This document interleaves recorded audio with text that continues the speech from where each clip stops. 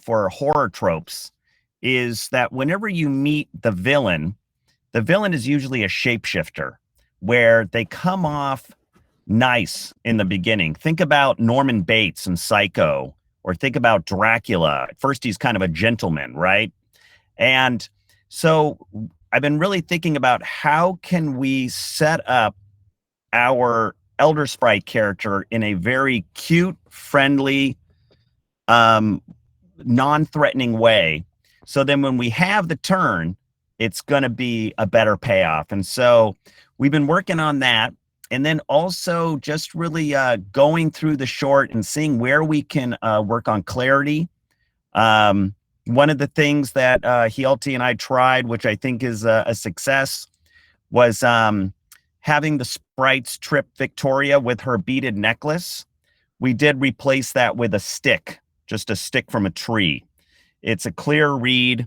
So we're basically going through shot by shot, looking for clarity, looking for how we can boost up the entertainment and how we're able to really tap into those horror tropes that so many of us are familiar with, but maybe we don't know what those tropes are. So we're trying to weave those in. And yeah, so that's what's been going on from the story end and kind of the big picture. And but yeah, it's been so exciting for me to be able to see everything start to materialize. It's really exciting. It will be very easy for me to present this week. So version 82 is available right now in the editorial export folder. It's kind of relatively simple, the thing I was working on this week, which was mostly trying to kind of figure out this sequence. And, I had to do a little bit of a back and forth, and I still do feel like I'm treating it kind of in a rough state, but I have to get, of course, Matthew's feedback on all that. But yeah, and then beside, so I have it all the way up until like just before the snails kind of start hitting Rex. And then, and then another fun thing that I was testing out, which Matthew mentioned, is what if Elder Sprite is like, "Hey, friends," and then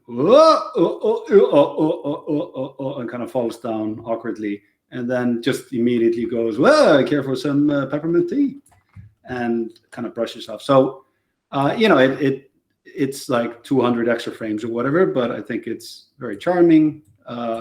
Definitely adds more depth to the character and makes you feel like he's over the top friendly and goofy and whatnot, and then the contrast is more sharp when he becomes kind of creepy.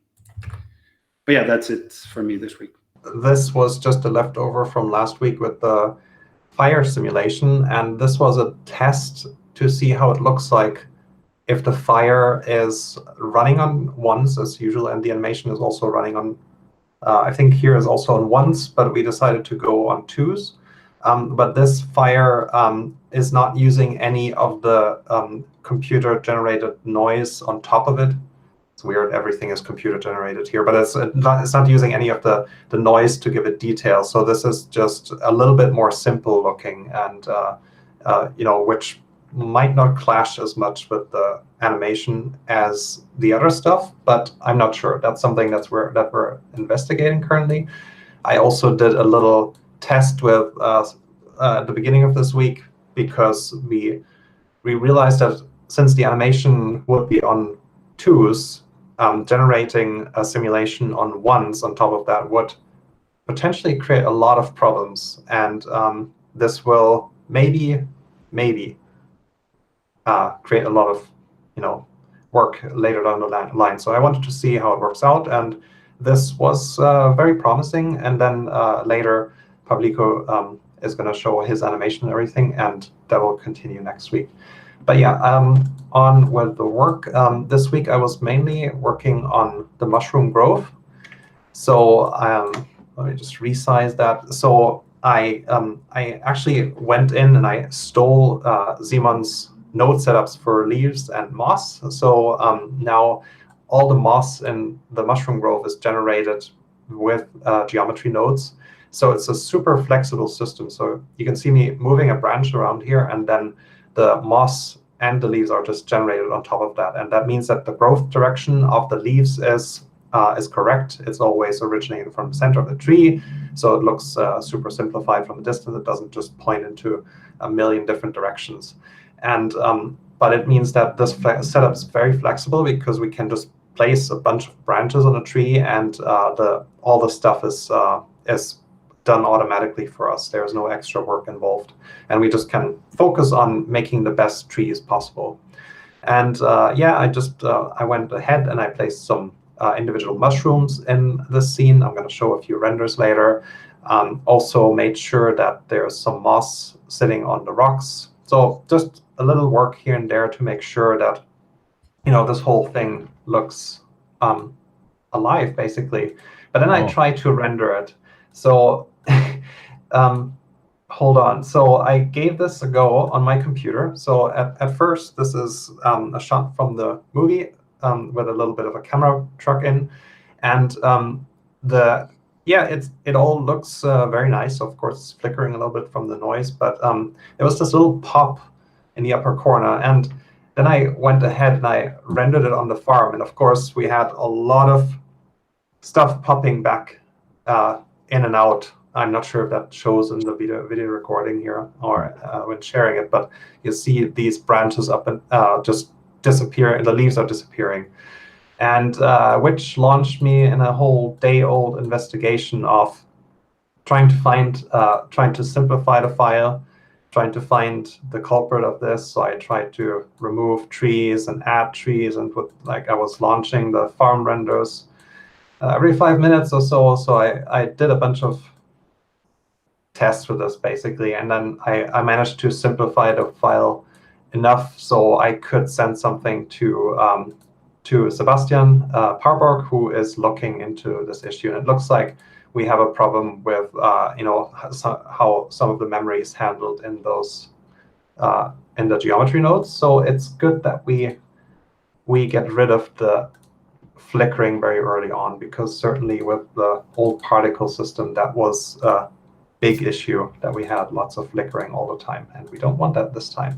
I'll just go and show some images. So hold on. So this was the mushroom growth at the beginning of this week. As you can see, we had the shader generated moss on the trees, and then this is the moss that was made with the node systems. Some work here and there also on the ground to distribute the moss with a texture, so we don't want moss everywhere in the middle where the sprites are walking around. And then I placed the mushrooms manually by hand, which gave a lot more control than doing it with a particle system. And yeah, doing some more render tests, especially some adjustments on the branch that Jay is going to handle. I still haven't done any detailed modeling there. Some other views, trying to find a better distribution for those pieces of moss here. And this was the latest render from today, the beginning of today, and I tried to put all the characters in there, but it kind of just looks a little bit like a freak show.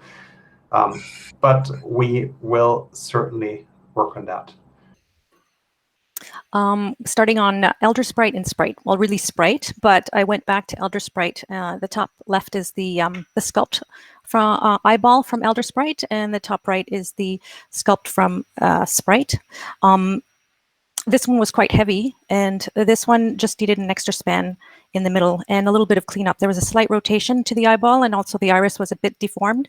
So I salvaged this eyeball from Elder Sprite and reused it for the Sprite. This was the Elder Sprite with a little bit of deformation. It had to be fixed because the iris shapes are dependent on the sphere. So this would cause some issues when I create the iris shapes. So that's been cleaned up. And then sculpt eyes on the left, reuse of the Elder Sprite's eyes on the right. Cool. Requirements for retopo on the sprite. So based on the variation, like the concepts, there's some variations of different sprites because it's not just one character, it will be duplicated. And then also we have, a half a body, eyeballs that are out of their sockets. I wrote down a list of requirements, and also I added Met's rig test on the sculpt for a detachable arm. And okay, so I have the requirements would be to close the eye sockets, close the ball. It would be a closed ball-like torso with detachable limbs. And this one was Met's request for the arm stuck to the body, allowing freedom of placement. So that's going to be in progress next week. Eyeballs, going back to the eyes, standardizing the eyeballs for all the characters. We have Ellie, Rex, Sprite, and Elder Sprite, and then Sprite. With just more naming, structure, just so it's consistent for all the characters. So this is the outliner. Fanny pack. This is the before, and once there was some material added, it created a bit of a weird shape here that it wasn't clean. So I cleaned it up on this. This is the after right here. So the before, the one with the material, and then the after with the material as a guide. This is the other side. So you can see the, it just needs to be cleaned up a little bit here, the shape. And also the updates were done to the fanny pack used as a prop rope. So this was the before, the material added, and then the cleanup after. And that's it for me. So this week, the main task was to create and finish the retopology for the snail. So this is just a screenshot. So this should be good to go. So yeah, it's not much to talk about it, except for that I recorded the entire process here as well with commentary. So that's going to land on the cloud. I already edited it, and I can just upload it at the start of next week. Apart from that, there were a bunch of discussions for Blender development, so that took up quite a bit of time. And that's basically my week. So we did some back and forth on some retake, and this is like kind of the last version. And yeah, that's mainly what I did this week. So that's it. I rigged Bird. I was already rigging Bird last week, but also this week. Only on Monday, I think. So you see Bird? Good. So it can fold wing like that. That's pretty much the only thing it could do last week, so that's old. But now it can also kind of move the wings a bit. But of course, there's a bunch of clipping if you aren't careful, which I might have ideas for. But also, Rick already gave me a bunch of feedback on this, but I haven't gotten around to that yet, so that's next week. But yeah, that's about it. Bird moved to a usable phase and testable phase and got tested. And then for the rest of the week was Ellie stuff, a bunch of Ellie stuff. So she now has controls for the handkerchief. Yep, this guy, this guy, this guy, and this guy. Those haven't been tested yet, so let me know if you guys need more controls, especially for this back one. I think you might want more, but I didn't want to put too much until I'm sure, because I don't want to put like 17 little dots over there. And then let's see, hair.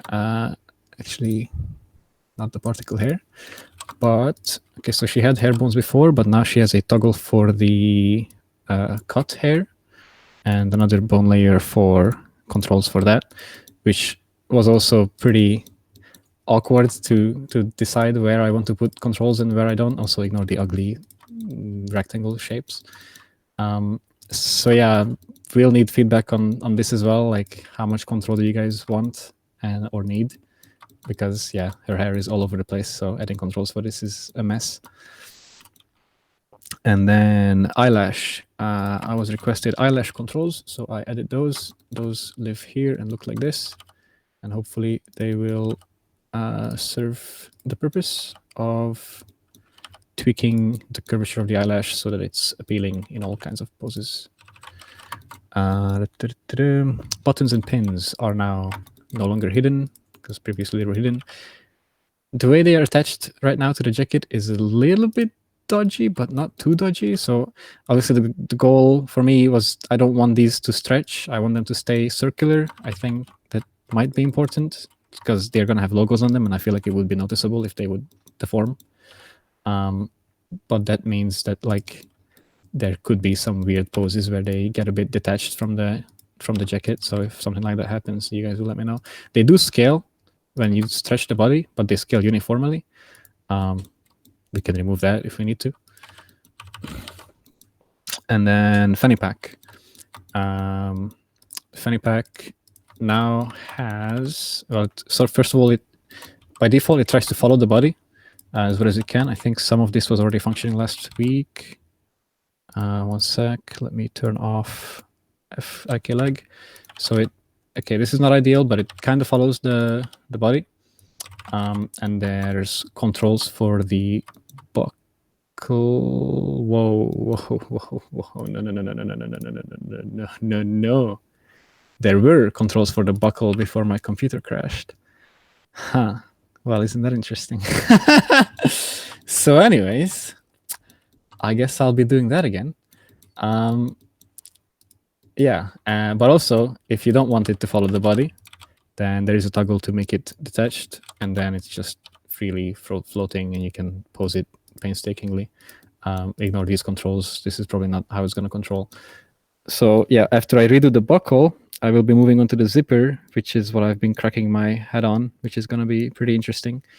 And after that, I think all the clothes on Ellie would be done, and I would move on to the bird feedback that I received. I also forgot to mention these things that were requested for the sleeves, so you can adjust those. On also some deformation stuff, but whatever. Okay, I think that's more or less the highlights. I'm not gonna go and try not to cry about the lost work. We'll start. I started the week with creating content for the upcoming post library that is being worked on at the moment. For Rex, since Rex is in a state that we can start animating. So let me share my screen to a couple of poses and tell a little bit about the workflow that we're going to handle. So there are a couple of poses here, closed eyes, and all of these poses will be a starting point for animators to easily start with a pose and create it and manipulate it for their own purpose. But all of these poses, well, mainly for the mouth. So there are a couple of poses here, and there will be phonemes as well. But let's say you have a pose like this. We want this pose for a particular angle. So this one is for front view, but for the perspective view, there's a slight cheat to enhance the cartooniness of this of the style. So let's say for the side view, there's a specific pose created for that, and if you go around it, well, it's actually pretty good. But it's very very pose dependent on or like perspective dependent for each pose. So that's what I did in the beginning of the week, and then I got the task to start on the fire experiment. And let me show you. It's in my Dropbox folder. So I started off with so the idea what Pablo showed you guys was to have a sprite with a torch dancing around and see if we can make a sculpted fire that kind of interacts with it without any like every frame redrawing. So I started off with a simple fire outline, and this is I've been using grease pencil to draw all of these frames. So this is on 20 frames looping, and then I filled it in, and this is what I handed over to Simon, and Simon did his scripting magic, and I could convert it to mesh, and it would automatically keyed on every frame, like every message is keyed the I think the visibility or the scale, and from there I let's see, where are you? I started on testing some movement and adding some extra animation on it to see how that's working.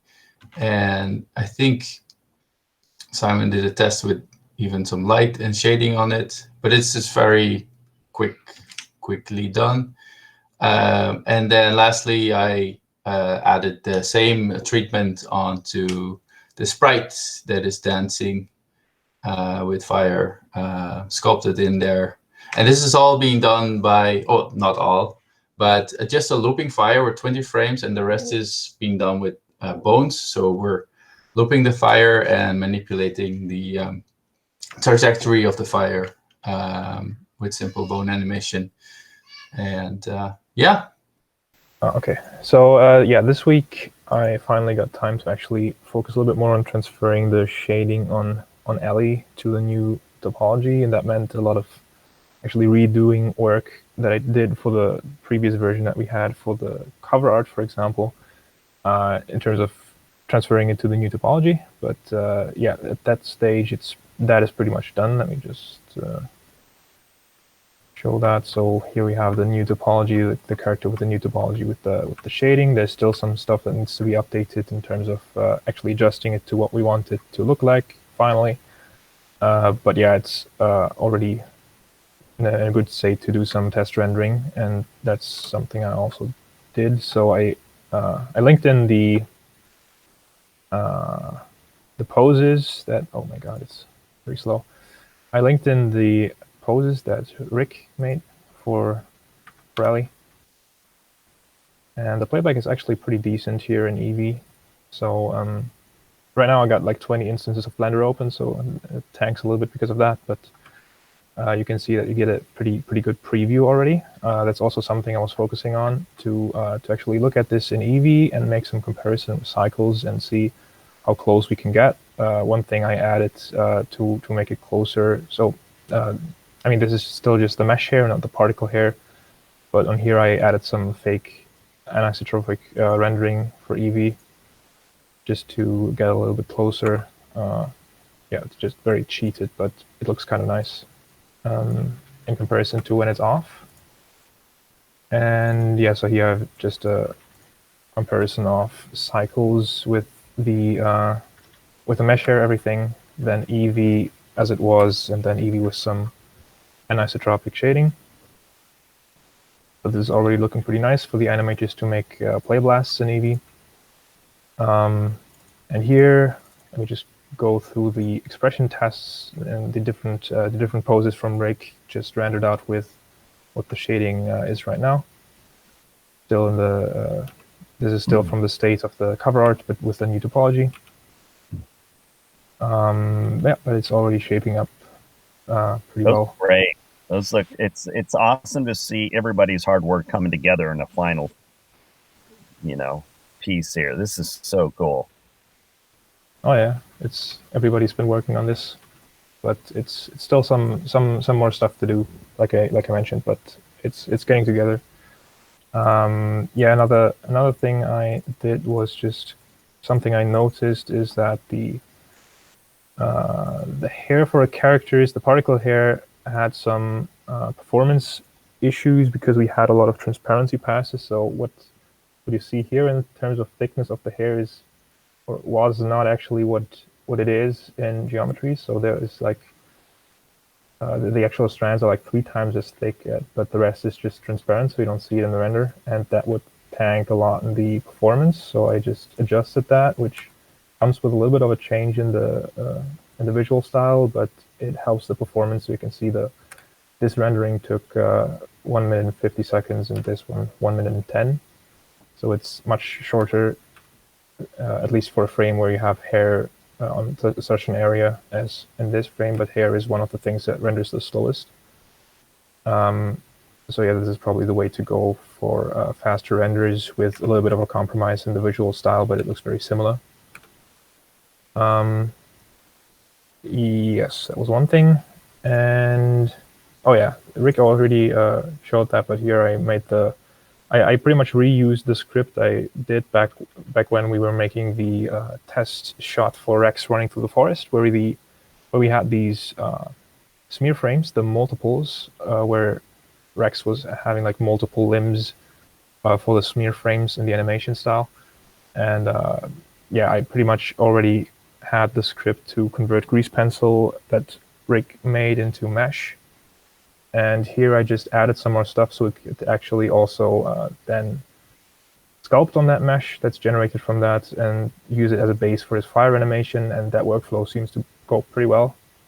The result is great. So that's definitely an option for us to go to. And this is also then cacheable in an Alembic file and probably pretty good workflow as it is actually. Yeah, other than that, there was a bunch of crashes and emergency fixes for rig particle hair scripts and pipeline in general, and yeah, a bunch of meetings going on, which yeah, I won't go into detail, just other stuff. But yeah, that's my week.